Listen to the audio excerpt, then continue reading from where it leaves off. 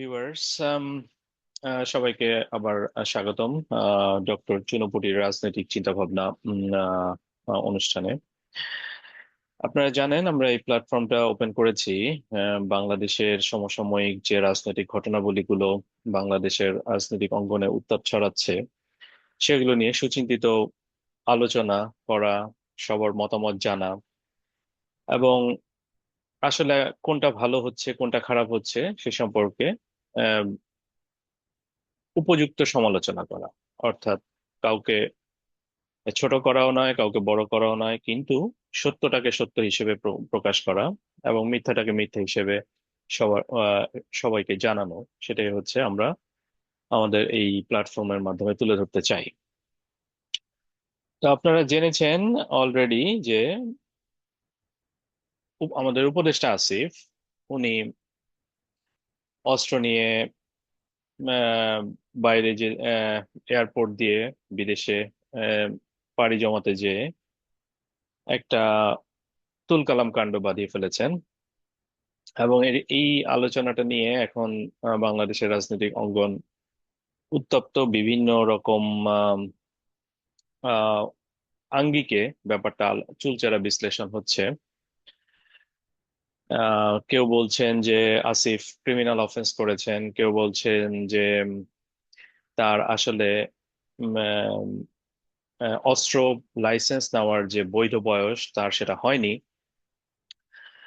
তো এরকম অনেক ধরনের আলোচনা চলছে। তো আজকে আমরা শুধু এই ভিডিওতে একটা বিষয় আম, জানতে ফোকাস করব, সেটা হচ্ছে প্রথিত যশা সাংবাদিক মাসুদ কামাল সাহেব আসিফের এই ব্যাপারটা নিয়ে কি বলেছেন। উনি খুব সুন্দর সুচিন্তিত বিশ্লেষণ করেন, আমি ওনাকে খুবই সম্মান করি এবং ওনার বিশ্লেষণগুলো আমার খুব পছন্দ হয়।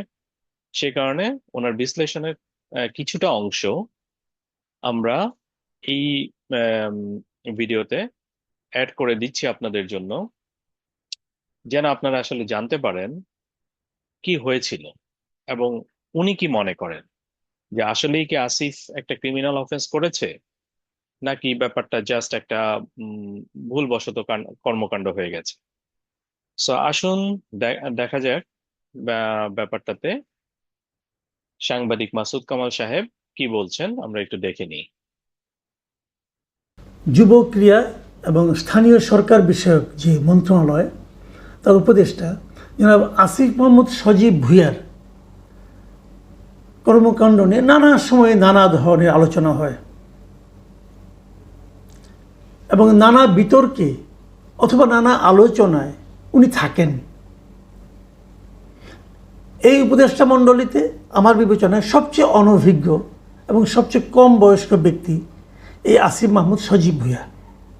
কিন্তু আলোচনা এবং নানা কর্মকাণ্ডের মাধ্যমে মানুষের কথাবার্তায় উনি বেশ চলে আসেন প্রায়। সবশেষ যে ঘটনাটা ঘটল সেটা হলো যে মরক্কো যাওয়ার পথে, মরক্কোতে একটা সেমিনারে অংশ নিতে গেছেন, যাওয়ার পথে এয়ারপোর্টে যাওয়ার পর ওনার লাগেজের মধ্যে পাওয়া গেল অস্ত্রসহ একটা ম্যাগাজিন। অস্ত্রসহ ম্যাগাজিন নিয়ে এয়ারপোর্টে প্রবেশ করা একটা ক্রিমিনাল অফেন্স। কথা পরিষ্কার ভাই, ক্রিমিনাল অফেন্স, একটা ভয়ঙ্কর অপরাধ। যদি এই কাজ আপনি করেন আপনাকে জেলে যেতে হবে, কোনো সন্দেহ নাই। আমার স্পষ্ট মনে আছে বছর কয়েক আগে এরকম আওয়ামী লীগের একজন নেতা তিনি অস্ত্রসহ এয়ারপোর্টে ঢুকে গিয়েছিলেন। ওই লোকের জেল হয়েছিল স্বৈরাচারী আমলে, কিন্তু স্বৈরাচারী সরকারও এই আইনটা প্রয়োগ করেছিল, তার জেল হয়ে গিয়েছিল। তো এক্ষেত্রে কি হলো, উনি উপদেষ্টা মানুষ। এই দেশে সংবিধান বলে, আইন বলে যে আইন সবার জন্য সমান, কিন্তু বাংলাদেশে আমরা এই জুলাই পরবর্তী আন্দোলনের সময় দেখছি যে আইন সবার জন্য সমান নয়। ওনার জন্য আইন সমান নয়, ওনার কিছুই হয়নি। উনি সেই অস্ত্রটা ওনার প্রটোকল অফিসারের কাছে দিয়ে উনি চলে গেছেন।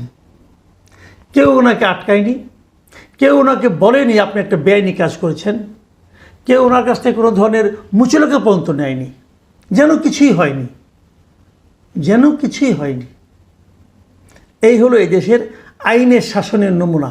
মাসুদ কামাল সাহেব